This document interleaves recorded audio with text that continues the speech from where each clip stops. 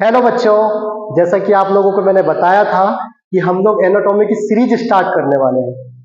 तो आज हम देखेंगे कि एनाटॉमी एक्चुअल होता क्या है ना। सबसे पहली बात तो हम लोग ह्यूमन एनाटॉमी की बात करते हैं। आपने अभी तक 10-10 लाइनों की डेफिनेशन पढ़े होंगे। मैं आपको एकदम सरल तरीके से आपको इस चीज को समझाता हूँ कि ह्यूमन बॉडी होती क्या है। एक्चुअल पे एनाटॉमी की डेफिनेशन हम लोग देखें तो एक लाइन में ही खत्म हो जाए। एनाटॉमी क्या होती है हम देखते हैं। ह्यूमन बॉडी की संरचना का अध्ययन करनी एनाटॉमी कहना। ह्यूमन बॉडी की संरचना का अध्ययन करना ही एनाटॉमी कहलाती है। संरचना से समझ में आया कि हमारे हाथ कैसे है, पैर कैसे है, हमारा मुंह कैसा है, कान कैसे है, सिर कैसा है, ये जो रचनाएं हैं बस इसी को हम लोग एनाटॉमी के अंतर्गत जानेंगे। आप लोगों को पता होगा एनाटॉमी के सिस्टम्स कितने होते हैं, है ना। एनाटॉमी 11 सिस्टम से मिलकर बनी हुई होती है। जैसे हम देखेंगे पहला, जैसे कि हम लोग जानते हैं पाचन तंत्र क्या होता है। पाचन तंत्र जैसे ही हम भोजन को मुंह में लेते हैं और भोजन का पचने की सारी क्रिया एनएस तक की हम मटेरियल को जो पास आउट करते हैं वहां तक की प्रक्रिया को हम लोग डाइजेस्टिव सिस्टम के अंतर्गत गिनेंगे। जैसे कि हम जानते हैं जैसे ही हम लोग भोजन को ग्रहण करते हैं इसके बाद एनएस तक की क्रिया को जो बीच में सारी क्रियाएं होती है वो काय के अंतर्गत आती है, डाइजेस्टिव सिस्टम के अंतर्गत। जैसे second, circulatory system. Circulatory system यानी परिसंचरण तंत्र। परिसंचरण तंत्र आप जानते ही होंगे, हमारी बॉडी में ब्लड का संचार होता है। माना कि ब्लड का संचार नहीं हुआ तो क्या होगा, तो यह होगा कि हम जीवित ही नहीं रहेंगे, है ना। परिसंचरण तंत्र का हमारे जीवन में बहुत महत्वपूर्ण योगदान है।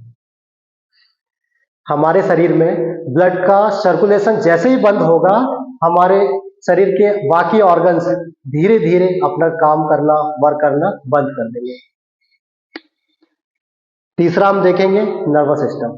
नर्वस सिस्टम यानी तंत्रिका तंत्र। नर्वस सिस्टम एक ऐसा सिस्टम है जो हमारी बॉडी को मेंटेन करता है। सारी प्रक्रियाएं हमारे नर्वस सिस्टम के अंतर्गत होती है। अब मैं बोल पा रहा हूं, मैं चल पा रहा हूं, मैं हाथ हिला सकता हूं, ये सारी चीजें संकेत देना, सारी चीजें काय के अंतर्गत आएगी, तंत्रिका तंत्र के अंतर्गत। समझ में आया। जैसे हम देखेंगे रेस्पिरेटरी सिस्टम यानी श्वसन तंत्र। हम लोग सबको पता है कि जब तक हम श्वास का आदान प्रदान नहीं करेंगे हम जीवित नहीं रह सकते, है ना। श्वसन तंत्र, श्वसन तंत्र यानी ऑक्सीजन कार्बन डाइऑक्साइड का आदान प्रदान करना। बिना ऑक्सीजन के हम लोग जीवित रह सकते हैं क्या? बिल्कुल नहीं रह सकते, है ना। इसीलिए हमें श्वसन तंत्र की बहुत ज्यादा आवश्यकता होती है। श्वसन तंत्र हमारे जीवन के लिए बहुत महत्वपूर्ण तंत्र होता है। जैसे 2 मिनट आप रोक के देखिए सांस, क्या लगेगा एकदम अंदर से घुटन होने लगती है ना। अंदर से घुटन होने लगेगी आपको, आप चाहोगे कि हम कैसे भी किसी भी तरीके से सांस ले लें, नहीं लिया तो क्या होगा, हम लोग बिना पानी पिए, हम लोग बिना खाना खाए बहुत समय तक जीवित रह सकते हैं। पर श्वास के बिना हम लोग जीवित रह सकते हैं क्या? कुछ टाइम, मिनट, 4 मिनट, इसकी कैपेसिटी 5 मिनट, इससे ज्यादा नहीं, है ना। अगला देखेंगे हम लोग स्केलेटल सिस्टम। अच्छा, स्केलेटल सिस्टम कंकाल तंत्र। कंकाल तंत्र से समझ में आया जो हमारी बॉडी को आकार प्रदान करता है।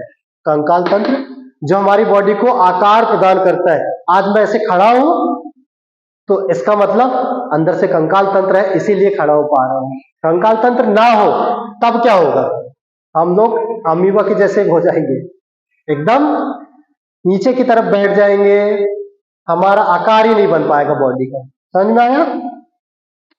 कंकाल तंत्र का होना हमारी बॉडी में बहुत आवश्यक होता है। हमारे 11 सिस्टम्स यदि बॉडी में है, हर एक सिस्टम का बहुत महत्वपूर्ण योगदान होता है। अगला देखेंगे मस्कुलर सिस्टम। मस्कुलर सिस्टम होता क्या है? हमारे जो कंकाल तंत्र होता है, स्केलेटल सिस्टम, स्केलेटल सिस्टम के ऊपर की जो परत होती है, ऊपर के साइड जो एक लेयर लगी हुई होती है, उसे हम क्या बोलते हैं? मस्कुलर सिस्टम, जो पेशी तंत्र कहलाता है। पेशी तंत्र, हिंदी में हम लोग पेशी तंत्र बोलेंगे। मस्कुलर सिस्टम यानी हमारे मूव करना, जैसे माना कि मस्कुलर सिस्टम ना हो तब क्या होगा, एक हड्डी का ढांचा होगा, मूव नहीं कर पाएंगे, हमारा आकार पूर्ण रूप से नहीं बन पाएगा। पेशी तंत्र को हम लोग देखें तो पेशी तंत्र, जैसे ही पेशी तंत्र सिकुड़ता है हमारा कंकाल तंत्र मुड़ जाता है। जैसे यहाँ पर मैं हाथ बताऊं आपको, अगर ये मुड़ा हुआ है तो यहाँ की जो मसल्स है वो सिकुड़ी हुई है। जैसे हम लोग इसको रिलीज करेंगे ये अपना आकार सीधा हो जाएगा, है ना। इसके बाद हम लोग देखेंगे एंडोक्राइन सिस्टम।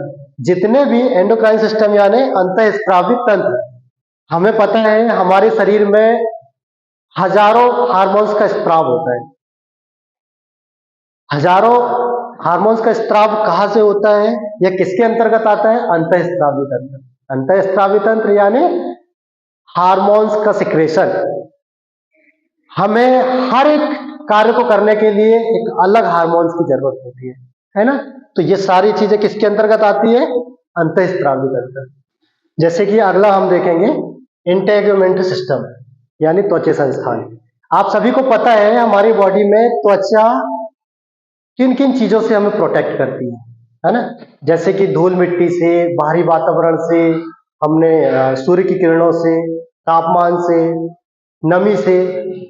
त्वचा एक ऐसा संस्थान है, त्वचा संस्थान एक ऐसा संस्थान है जो हमारी बॉडी को बाहरी वातावरण से प्रोटेक्ट करता है ना, बाहरी वातावरण से प्रोटेक्ट करता है। सेकंड हम देखेंगे लिम्फेटिक सिस्टम, जिसे हम लसिका तंत्र बोलते हैं। यह हमारे परिसंचरण तंत्र का उपतंत्र होता है। यह हमारी बॉडी के परिसंचरण तंत्र का उपतंत्र होता है, जो हमारे शरीर में विभिन्न पदार्थों को तरल पदार्थ के रूप में स्त्रावित करता है, तरल पदार्थ के रूप में हमारी बॉडी में सर्कुलेट करता है। जैसे हम देखेंगे रिप्रोडक्टिव सिस्टम यानी प्रजनन तंत्र। प्रजनन तंत्र यानी युग्मकों से लेकर संतान की प्राप्ति तक का सारा कारोबार कौन संभालता है, प्रजनन तंत्र। इसके आगे देखेंगे यूरिनरी सिस्टम। यूरिनरी सिस्टम यानी उत्सर्जन तंत्र। इसका विशेष महत्वपूर्ण योगदान होता है हमारी बॉडी में फिल्ट्रेशन करना, हमारे ब्लड को छानने का काम करना और वेस्ट मटेरियल को बाहर करना, हमारी बॉडी से बाहर करना। तो दोस्तों हम मिलते हैं अगले वीडियो पर, जिस पर हम पूरी डिटेल्स से पढ़ाई करेंगे। पहला सिस्टम हम डाइजेस्टिव सिस्टम से स्टार्ट करेंगे, जो हम सारी डिटेल्स पे पढ़ेंगे।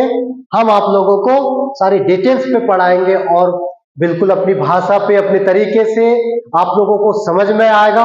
तो आइए जुड़िए हमारे YouTube चैनल क्षितिज फाउंडेशन छिंदवाड़ा से। Thank you.